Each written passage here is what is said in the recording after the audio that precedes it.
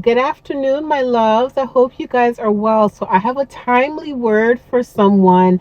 This is for someone that has been feeling weary and they have been feeling extremely doubtful. Okay. Now, whoever you are, you're going to know because God has told you to do something or God has shown you that something is going to take place and you're trying to figure out how it's going to happen based on the circumstances around you. Maybe a situation, give you an example. It's like God telling you, hey, I want you to go to school. And you're like, God, how am I going to go to school? I have to pay off this student loan or this debt. Or God's like, hey, you have to move. And you're like, God, how am I going to move? I have to do this and do that. How am I supposed to move? I can't find a place. Or God telling you, hey, you have to start this business. And you're like, how am I going to start this business, God? I don't have inventory. Let me tell you what the Lord said. God is about to multiply everything in your life. You need to believe and you need to receive, but you have to believe it when you receive it. Okay? You have to remember something. God is not a liar. And whatever God told you he's going to do, he's going to do it. And guess what the Lord showed me in vision confirming this word? He showed a rainbow and he audibly said, I promise. Now, it's not the first time God has said this. God has shown rainbows to many of us in the past. And God has audibly said to many of us in the past, I promise.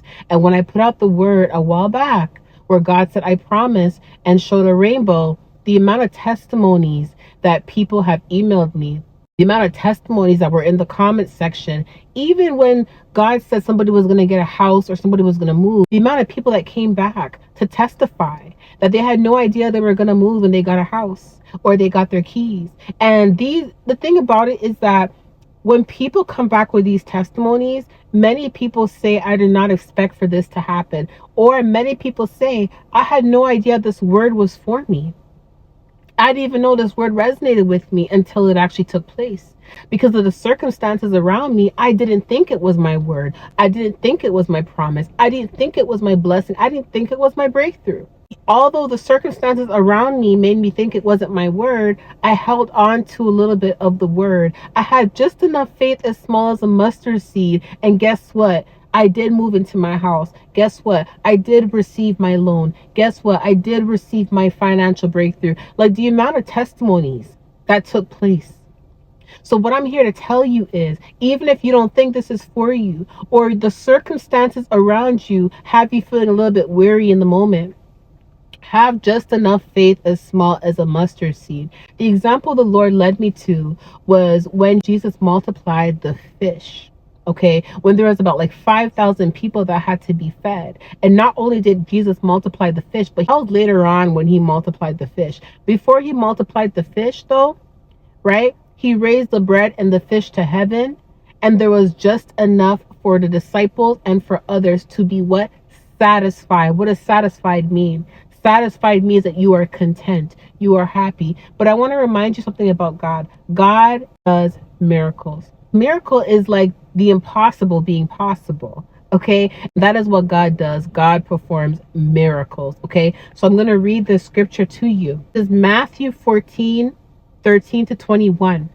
When Jesus heard what happened, he withdrew the boat privately to a solitary place. Hearing of this, the crowds followed him on foot from the towns. When Jesus landed and saw the large crowd, he had compassion on them and he healed their sick. As evening approached, the disciples came to him and said, This is a remote place and it's already getting late. Send the crowds away so they can go into the villages and buy themselves some food. Jesus replied, They do not need to go away. You give them something to eat. We have here only 5 loaves of bread and 2 fish, they answered. Bring them here to me, he said. And he directed the people to sit down on the grass, taking the 5 loaves and the 2 fish. Looking up to heaven, he gave thanks and broke the loaves. Then he gave them to the disciples, and the disciples gave them to the people. They all ate and were satisfied.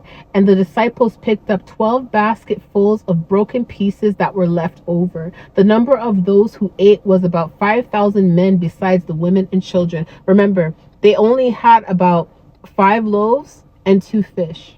And it says here that not only were the disciples satisfied, right? But there was left over. which means an overflowing cup, which means there's way more than what was originally there. Because Jesus multiplied what was there, and everybody ate and everybody was satisfied, and there was left over. Okay? The Lord said He is going to multiply you. Don't focus on what it looks like on the external. Don't focus on how it's going to get done. Lean not on your own understanding. If God said it's going to get done, it's going to get done. And best believe God will make there be a miracle. God will make there be a way where not only are you going to be multiplied, but you're going to have left over. So you are going to have an overflowing cup. Okay? And He audibly said, I promise. All right? So please just have a little bit of faith as small as a mustard seed.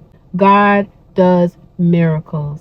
Okay? He can turn your life around overnight, in 2 minutes. 1 minute you may be at a certain level in your life, and the next day you're at a whole nother place. Okay? I love you guys. I'll talk to you soon. Bye.